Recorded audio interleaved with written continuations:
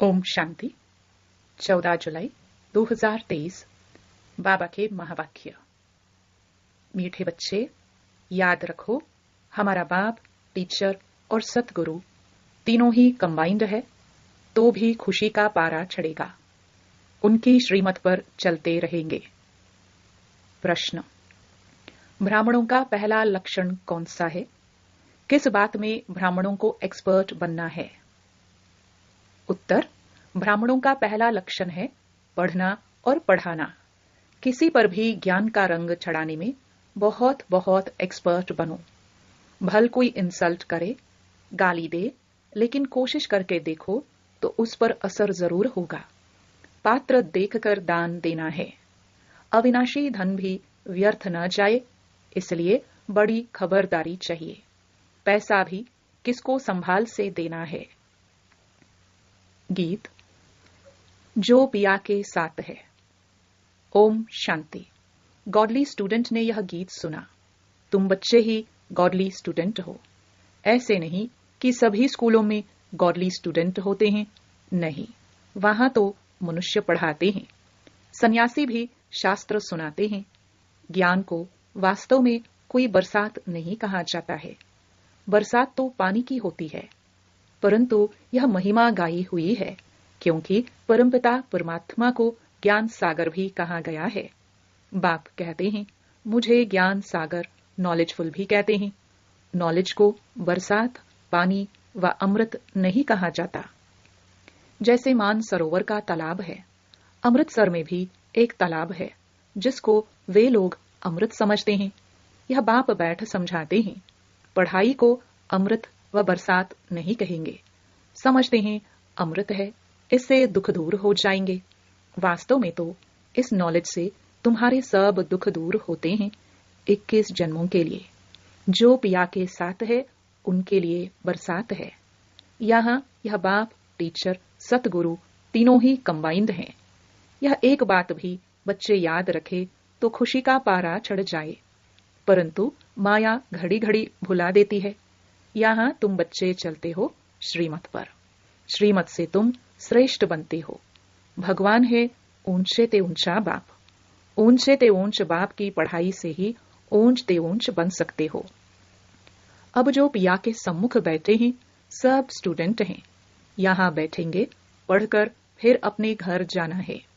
दिन प्रतिदिन स्टूडेंट तो बहुत हो जाएंगे। अगर सभी को एक ही घर में साथ रखे तो कितना बड़ा मकान चाहिए। सारा आबू मकान बना दे तो भी पूरा नहीं होगा। कितने सेंटर्स हैं? अभी तो अजुन थोड़े हैं। इससे भी 1000 गुना जास्ती होंगे। 1000, 2000, 5-7 हजार भी सेंटर्स हो सकते हैं। फिर घर घर में यह ज्ञान गंगाएं ज्ञान की वर्षा करेंगी। इतने ढेर बच्चे हो जाएंगे। जहां तहां देखो सेंटर्स खोलते रहते हैं। कोई गीता पाठशाला नाम रखते हैं, कोई ब्रह्मा कुमारी ईश्वरीय विश्वविद्यालय नाम रखते हैं। वास्तव में ब्रह्मा कुमारी नाम रखने से डरना नहीं चाहिए। कई बच्चे डरते हैं कि बीके नाम देख हंगामा ना कर दे, इसलिए गीता पाठशाला नाम रख देते हैं। गीता पाठशाला अक्षर तो कॉमन है, समझते हैं कोई विघ्न ना पड़े, इसलिए बीके नाम बदल दूसरा रूप दे देते हैं। वास्तव में तो बात एक ही है। अंदर घुसने से चित्र आदि देख झट समझ जाएंगे, यह तो वही बीके हैं। इसलिए नाम बदलने की ऐसी जरूरत नहीं है। इससे तो अच्छी रीति सिद्ध होता है कि वास्तव में यह ब्रह्मा की संतान ब्रह्मा कुमार कुमारियां हैं। यह तो अच्छा है ना। तुम सबसे कह सकते हो, वास्तव में तुम भी ब्रह्मा कुमार कुमारियां हो। प्रजापिता ब्रह्मा को तो जानते हो, वह रचयिता है मनुष्य सृष्टि का।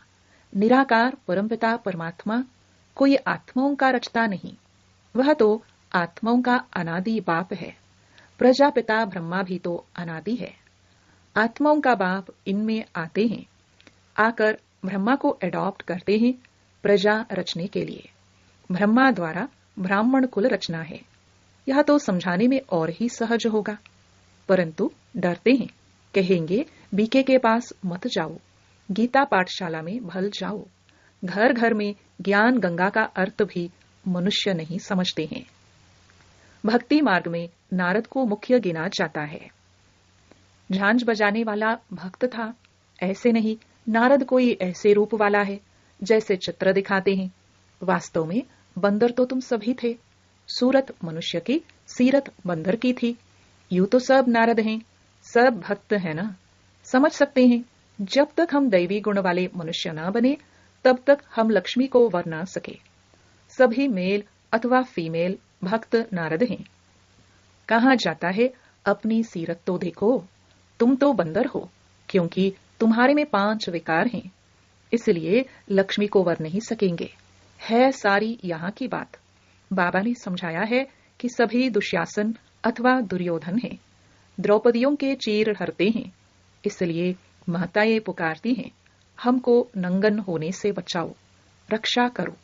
कन्याएं कहती हैं, लाज रखो गिरधरी। नाम तो बहुत रख दिए हैं। मनुष्यों का बुद्धि योग चला जाता है श्री कृष्ण तरफ, परंतु किसी भी देहधारी को याद करने से विकर्म विनाश नहीं हो सकते।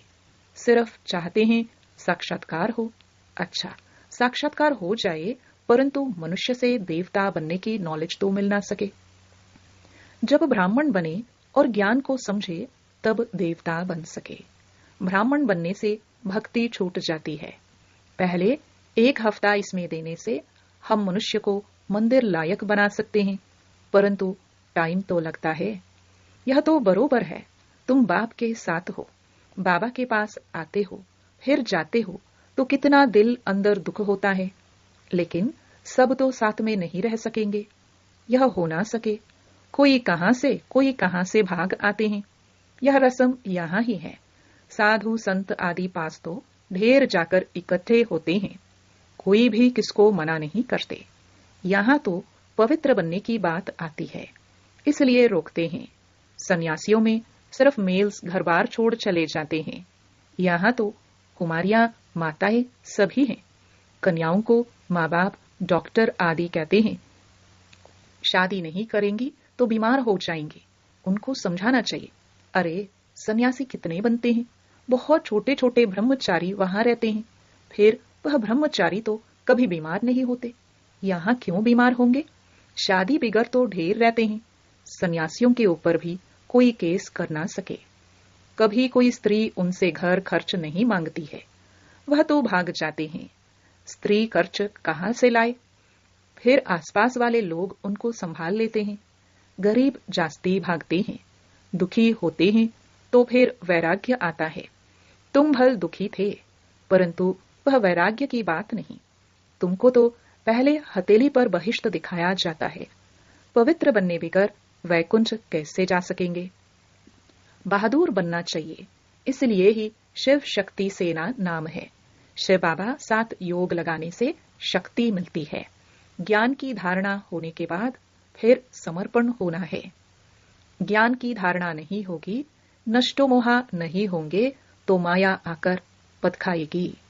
शादी करने की दिल होगी तो फिर सारा ब्रह्मा कुमारियों का नाम बदनाम हो जाता है। पहले नष्टो मोहा बनना पड़े। तुम लोग इतने भट्टी में रहे तो भी कितने नष्टो मोहा नहीं बने, याद आती रही।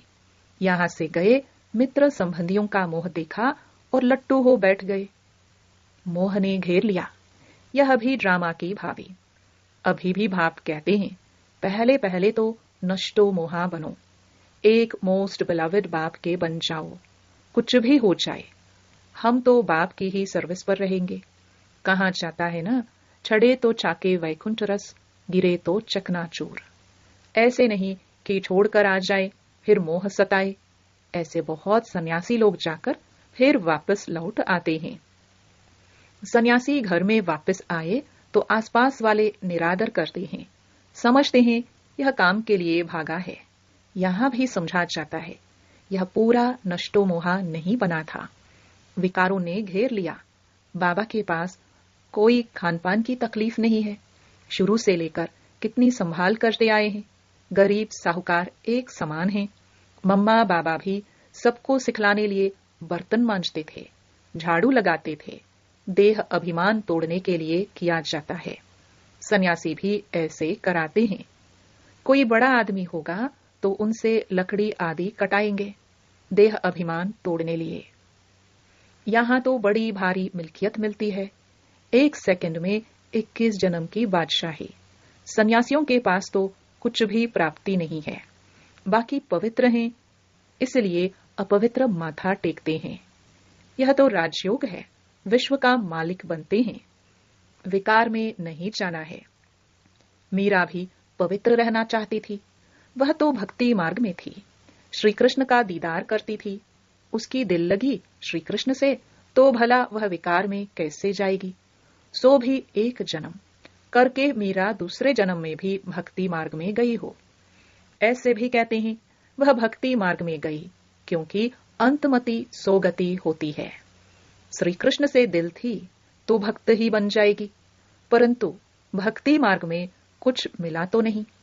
ज्ञान मार्ग में तो 21 जन्मों का वर्षा मिलता है। भक्ति भी पहले शिव की करते हैं, फिर देवताओं की। अभी तो देखो चूहे बिल्ली आदि सबकी भक्ति करने लग पड़े हैं। श्री कृष्ण को छोड़ हनुमान गणेश आदि की भक्ति करने लग पड़ते। सत्युग त्रेता में भी कलाएं कम होती जाती हैं और भक्ति में भी कलाएं कम होती जाती हैं। अभी तो कोई काम के नहीं रहे हैं। जब ऐसी हालत होती है तब बाप आकर समझाते हैं। आधा कल्प ऊंच चढ़ते हैं, फिर आधा कल्प के बाद गिरना शुरू होता है। मनुष्य समझते हैं गिरना ही है तो फिर ज्ञान लेकर क्या करे, परंतु ईश्वरीय नॉलेज बगैर मनुष्य तो कोई काम के नहीं है। हम तुम क्या थे, कुछ भी नहीं, ज्ञान जरूर चाहिए। शरीर निर्वाह अर्थ पढ़ते हैं ना, कन्याओं को भी आजकल शरीर निर्वाह अर्थ पढ़ना पड़ता है। आगे यह कायदा नहीं था। कन्याएं घर संभालती थी, बच्चे नौकरी के लिए पढ़ते थे। अब बेहद का बाप तुम बच्चों को पढ़ा रहे हैं। अगर सभी यहाँ बैठ जाए तो फिर मित्र संबंधियों आदि को ज्ञान कैसे देंगे। जाना पड़े, पढ़ना और पढ़ाना है। कोई तो बिल्कुल पढ़ते ही नहीं, तो समझना चाहिए यह हमारे ब्राह्मण कुल का नहीं है। रंग लगाने की कोशिश जरूर करनी चाहिए, इसमें डरने की बात नहीं। कोशिश करने से फिर कोई ना कोई को रंग लग जाएगा। भल कोई इंसल्ट करे, गाली दे, तुम पुरुषार्थ करके देखो, किस न किस पर असर जरूर होगा। बिच्छू चलता है तो नरम चीज देख वहां डंक मार देता है, जांच करता है। यहां भी बच्चों को बहुत एक्सपर्ट बनना चाहिए। अविनाशी धन कहाँ व्यर्थ किसको नहीं देना है, पात्र देख दान करना है। अगर किसको दान दिया और उसने कोई विक्रम कर लिया तो उनका पाप उस दान देने वाले पर आ जाएगा। यहां बड़ी खबरदारी चाहिए। पैसा तो बड़ी संभाल से किसको देना है पूछकर। यहां तो जो भी बना रहे हैं यह सब जल्दी ही टूट फूट जाएंगे। यह मकान भी बच्चों के रहने लिए बने हैं, यह तो जानते हैं सब टूटने हैं। अर्थक्वेक होगी तो मंदिर आदि सब टूटेंगे। हमारी राजधानी में यह कुछ होगा नहीं, न अमेरिका रशिया आदि होगी, सिर्फ भारत खंड रहना है। यह तुम जानते हो। बाकी दुनिया तो घोर अंधियारे में है। बाबा का यह कितना बड़ा स्कूल है, इसमें टीचर्स भी नंबरवार हैं, सभी एक समान तो होते नहीं। इसमें तुम देखेंगे सबसे बड़ा टीचर तो शिव बाबा है, फिर है यह ब्रह्मपुत्रा नदी। कहते भी हैं त्वमेव मातश्च पिता, तो यह माता ठहरी ना। फिर सरस्वती का भी नाम है, ब्रह्मा की राशि पर ब्रह्मपुत्रा नाम ठीक है। दिखाते भी हैं सागर और ब्रह्मपुत्रा नदी का मेला होता है। यहाँ फिर आत्मा और परमात्मा का यह मेला है। इसका ही यादगार भक्ति मार्ग में गाया जाता है। अच्छा, मीठे मीठे सिखिलदे बच्चों प्रति माता पिता बाप दादा का याद प्यार और गुड मॉर्निंग। रूहानी बाप की रूहानी बच्चों को नमस्ते। धारणा के लिए मुख्य सार। पहला, मोस्ट बिलवड बाप का बनने के पहले पूरा पूरा नष्टो मोहा बनना है। जब अवस्था पक्की हो तब सेवा में लगना है। दूसरा, इस दुनिया से दिल का वैराग्य रख पवित्र बनने में बहादुर बनना है। दान बहुत खबरदारी से पात्र को देखकर करना है। वरदान: परिस्थितियों को साइड सीन समझ पार कर आगे बढ़ने वाले मास्टर सर्वशक्तिमान भव। सदा अपने मास्टर सर्वशक्तिमान स्वरूप की स्मृति में रहो तो हर परिस्थिति ऐसे अनुभव होगी जैसे एक साइड सीन है। परिस्थिति समझने से घबरा जाते, लेकिन साइड सीन अर्थात रास्ते के नजारे समझेंगे तो सहज पार कर लेंगे, क्योंकि नजारों को देख खुशी होती है, घबराते नहीं। विघ्न नहीं है, लेकिन आगे बढ़ने का साधन है। परीक्षा से क्लास आगे बढ़ता है, इसलिए कभी कोई बात में रुको नहीं।